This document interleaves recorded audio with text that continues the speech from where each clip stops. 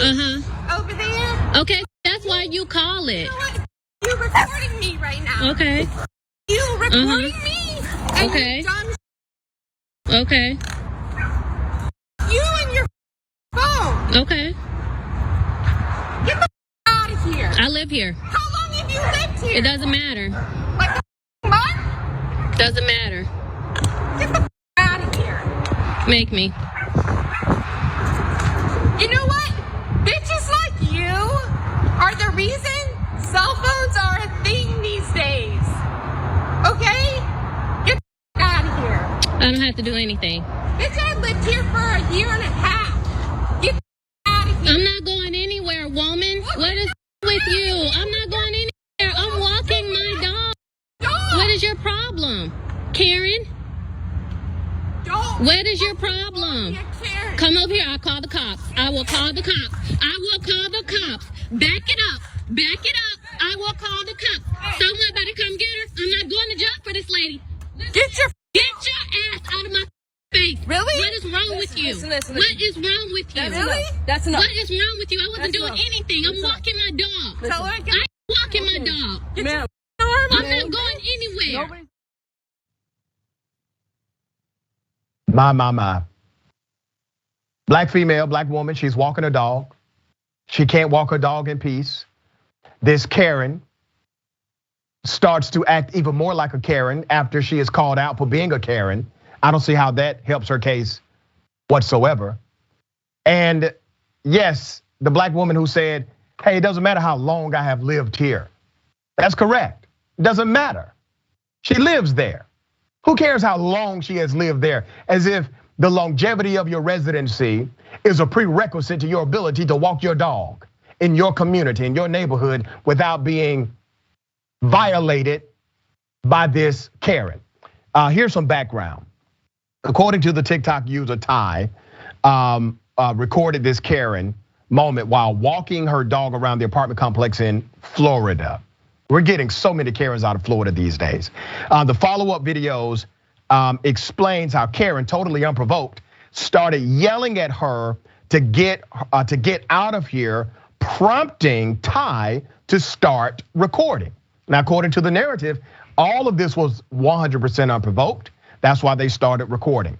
She has not yet reported the incident to the leasing office, and police are not able to do anything other than say she could place a restraining order on this person.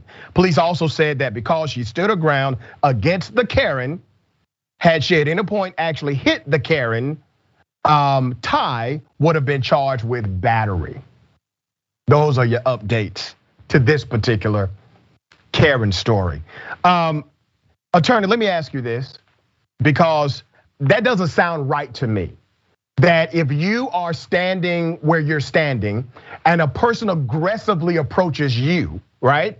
And you obviously are in reasonable fear that they are going to do something to harm you, and you physically protect yourself.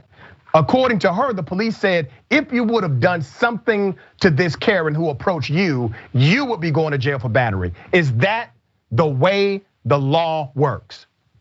Well, it's interesting because we're in Florida, which has a stand your ground law. Right. And that's kind of what made me start thinking about that when you were talking, because you can literally shoot somebody, if you think that they're going to be entering your home, and here she's protecting herself. I mean, it probably depends on whether or not you see what the Karen did rises to some sort of level of assault, like whether or not she felt, Ty felt threatened by her and there was self-defense. So, there's a little bit of ambiguity there that a lawyer on either side can argue.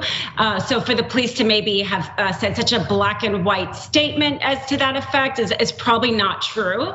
But it's interesting in Florida, where self-defense is something we hear about all the time, that they would take a position like that. Yeah, but you know good and damn well that black folks don't get the same privilege in making those doctrinal claims when it comes to self-defense, right?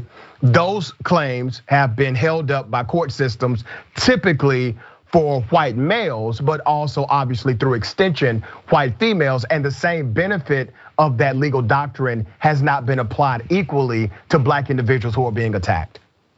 Right. And I think this is a perfect example of that, and kind of the flip is how, how the Karen keeps talking about how she lived there longer, that like sense of entitlement, that sense that the law is on her side, the ownership of this space that they're in is on her side.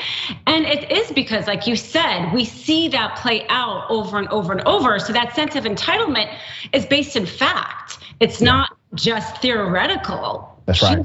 She knows the law is gonna be on her side. And so that's why she's much more willing to do that. Very well said.